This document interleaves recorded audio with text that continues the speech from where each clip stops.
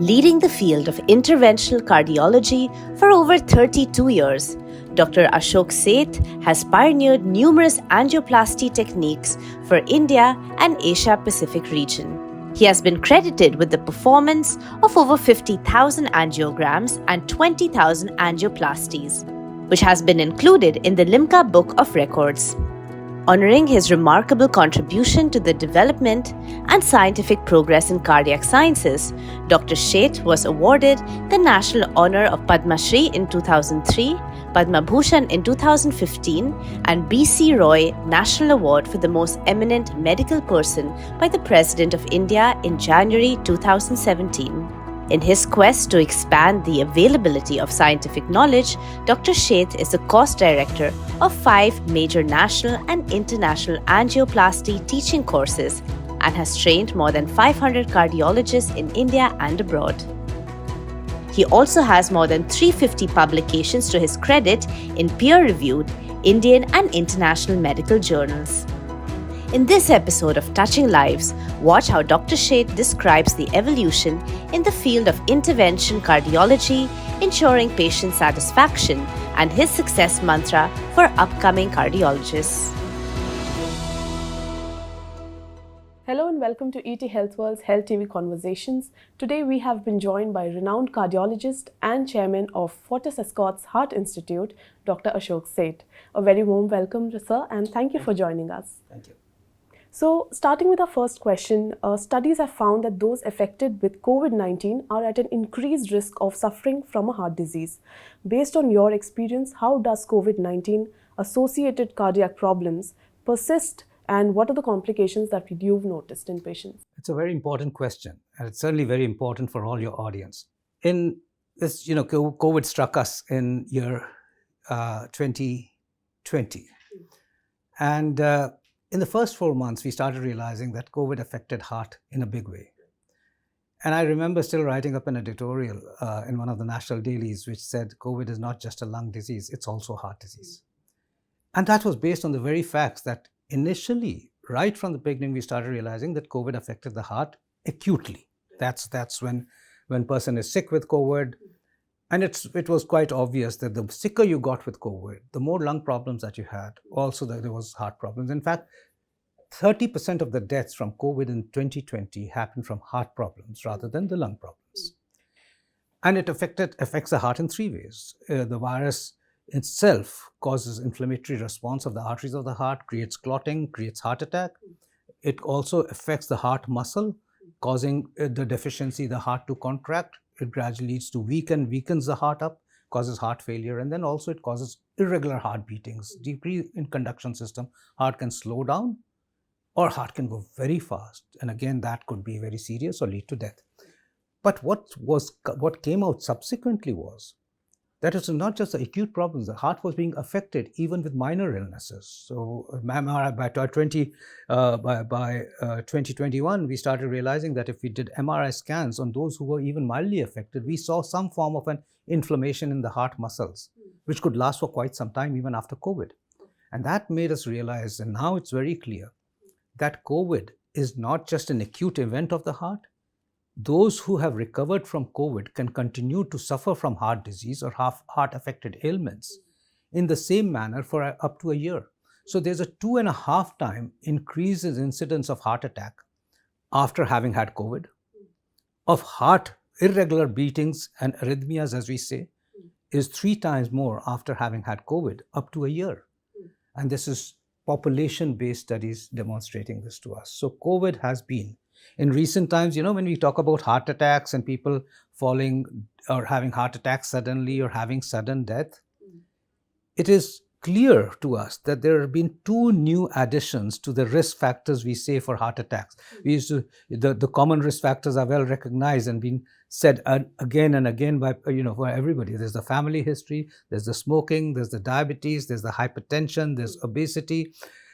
When you put all this together, and there's, of course, stress, but in the recent times, the 2 bigger factors which have come out, of course, is COVID and pollution. And we therefore very clear that we warn our patients that once you recover from COVID, you could still have arrhythmias, which means heartbeat going fast, you could have chest pain, you have a high risk of heart attacks. And we therefore advise our patients, firstly, that after recovery, never exercise too vigorously for a period of up to 3 months. Take it easy, come back to gradual lifestyle. So the next question is on the treatment, and coming to this aspect, how do you see the operating procedures and devices evolving over the years, and is it really meeting your expectations that you've done thousands of procedures now?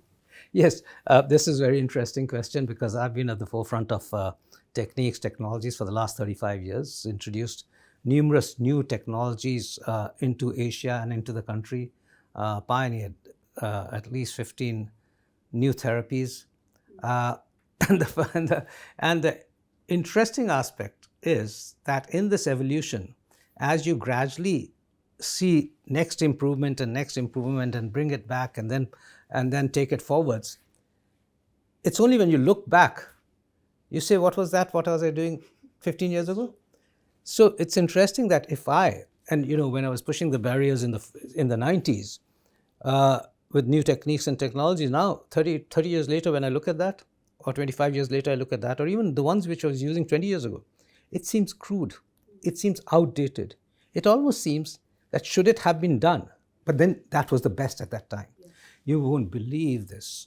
We as ones who have been at the forefront of giving the best techniques and technologies to our patients have always been very fascinated as to how science has changed even over the last 30 years. It's been a revolution. It's been a revolution to the extent that I still remember that the most fascinating technique, which is replacement of a valve of the heart without open heart surgery. 20 years ago, when we first saw it, and I was a part of some of the studies around it, was unbelievable that we have a situation where we could replace a heart valve without surgery. In 15 years, that technique has become replace surgery as the mainstay of treatment for anybody above the age of 65 onwards. And yet for years and years and years, it was only open heart surgery, opening up the chest, which could replace a valve. And it was unthinkable, how could that be done without a surgery? So 15 years is all that it took for science to transfer a technique into 100,000 procedures a year across the world. So it is fascinating. It almost is so fascinating that I want to tell the public that despite these advancements, of course, human body is so complex. We still don't understand. And that's why the doctors should never start thinking of themselves as God. Because we still, despite all these fascinating improvements, are still a minuscule part of trying to understand how complex this human body is, how did it get created, and do we really are able to cure. Apart from curing infections, we still haven't found cure to most disease processes. And we're only palliating them, but we're doing it better and better, should we say. That's all we can say. How have you closely seen the field of interventional cardiology, and how do you describe the journey? The journey, I think I've been privileged to be a part of it. Privileged not just to be a part of the journey, to have contributed to it so immensely. And then contributed to it so immensely so that I could be considered a leader in this across the world. But also, I would say the final sentence. It's a pleasure to be actually privileged. I wouldn't say pleasure. It's a privilege to do it from India. I actually returned to India after 10 years in England and in the United States, where I had spent time.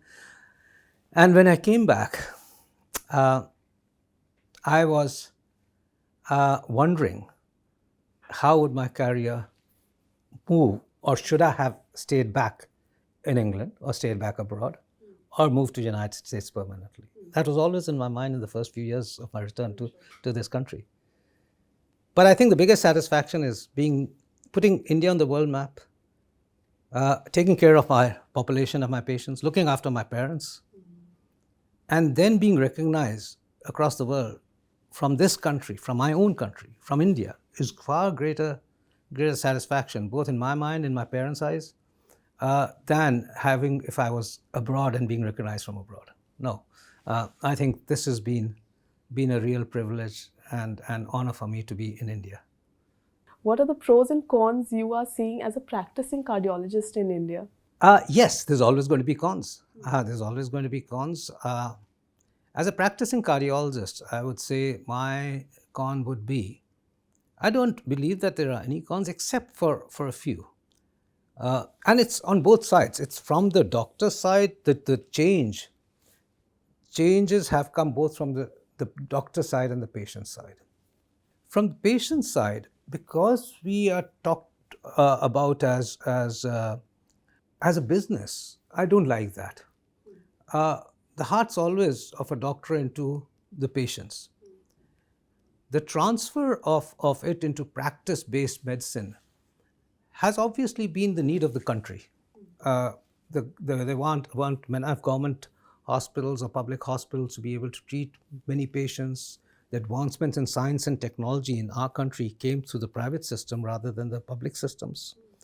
Much of what we see being given to the patients is through public systems, the private systems, and whether it's meant private practitioners of 40 years ago, the general practitioners of 40 years ago who were still private-based, or it transferred into corporate hospitals, it's still an important aspect of the healthcare delivery.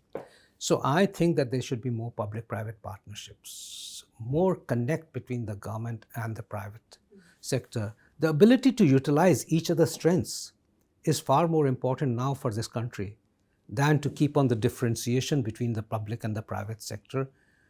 Never think of the private sector as, should never be looked at villains in the whole game, and I think there's a great opportunity, especially COVID gave us great opportunity to combine the two frontiers together in public and private to benefit the patients. And these public-private partnerships have given a basis for the next move forward. For example, even creation of vaccine, its distribution, and to everybody at an equitable price and a cost was a public-private partnership. Whether the beds got created in every hospital, irrespective of private and public, was a great partnership of equitable healthcare delivery. It's just sitting across the table and knowing the strengths of each other and saying, let's utilize our strengths for the public patient benefit. On a personal basis, there are two aspects which have come in. Firstly, doctors should not think themselves as God. India is a country which reveres its doctors and reveres its icons. Patients have always touched the feet of doctors as lifesavers and life givers. That should not go to a doctor's head. A doctor still should have empathy, care, compassion, competence. The doctor should continue to look at every patient who sits across him, saying, this has to be my relative. This is not a patient. This is my relative. What would I do if this was my brother? What would I do if this was my... So there's a lot a doctor has to... The advancements of science and technology, which I was just talking about, amazing. You know, I say it's revolutionized. I can't believe this has happened in the last 15 years. Cannot go to my head. It cannot at all go to my head. I'm still that single human being who has to treat a patient. I just treat it to the best of the present technology and science. So that's from the doctor's side. On the patient side, I say, don't look at doctors suspiciously. 99.9% of the doctors are there to do the right thing for the patient. Patient will never be harmed. Don't look at that aspect. The doctor may do everything to the best of his abilities and the best of his knowledge. We certainly need to actually improve on many aspects, there's no question. But for me, it's very important that the relationship has to continue to remain as sacrosanct from both sides as it was 30, 40 years ago. And that is both, for me, the biggest important issue in my mind. The love, the affection, the care between the two has to remain. And so there are no cons, but there's a lot of work to do as time changes on both sides. Right. So what is your message for doctors who are looking to enter the field of cardiology and young cardiologists? That's not very difficult for me to say. Yes, it's a question which is asked to me by a lot. I think a lot of people who enter cardiology would like to emulate some of what I have done, some of how I got there. I tell them, you know, success, of course, has numerous definitions, and I think there should be never a definition of success apart from saying I have three messages for doctors. Firstly, that you have to be ethical. The patient sitting in front of you, I just said that, but I will reiterate it, is your relative. You have to look at the patient as your relative, your brother, your father, mother, sister, uncle. And the science is not all black and white. There's still a lot of gray areas because the human body is very complex. How do I utilize the present knowledge to the best of the patient? Whether it's one stent versus the other, whether it's one technique versus the other, whether it's medical therapy versus a stenting, or whether it's stenting versus surgery. The simple answer to that, if one is very confused about all that data and distillation of all the trials, and say for this sort of blockages, or for this is the treatment I would use, the best way to consider that is, if I had these blockages, what treatment would I do on myself? And the moment you say, that's the treatment I would use, or that's the strategy I would use, or I would stay on medication and not do anything more about it, well, that's what you got to tell the patient. That's a simple answer. What would it do to your father? What would it do to your brother? That's what you got to tell your patient. So be clear around this. There is nothing like saying, I'm doing it, but that's not a patient you're doing it on. You could be doing it on your brother. The second thing I say is my 5 C's, which I always say. It's care, compassion, competence are the 3 very important pillars. You have a care, compassion, but if you have competence, then you're doing the right thing for the patient. And I think that part is so important. Then you have to have conscience. And that's my 4th C. Conscious means that you actually have to be then ethical. At night when you go home, you should say, sleep well, because you should say, be able to stand in front of God and say, I did the right thing for my patient today. And when you get up in the morning and say, let's hope and pray a single prayer that I do everything right for my patient today, will always work out. That God will bless you, but more so, God will bless the patient you touched. At the end of the day, we follow these C's. Our patients remain well, and our patients remain bonded, and we do the right things, and we actually sleep well at night because the conscience always tells us you did the right thing for the patient. It has to become a part of your life. That's what I tell everybody who's now studying. Your greatness will come not from whether he was the richest doctor, whether he was the most famous doctor, whether he was the most awarded doctor. But your greatness will come from he was a great, good doctor. That's all. That he was a good doctor and he was a good man. If he was a good doctor and a good person, that's all that requires in greatness. Otherwise, every degree, every awards are not there if you haven't achieved the greatness of being a good doctor and a good person.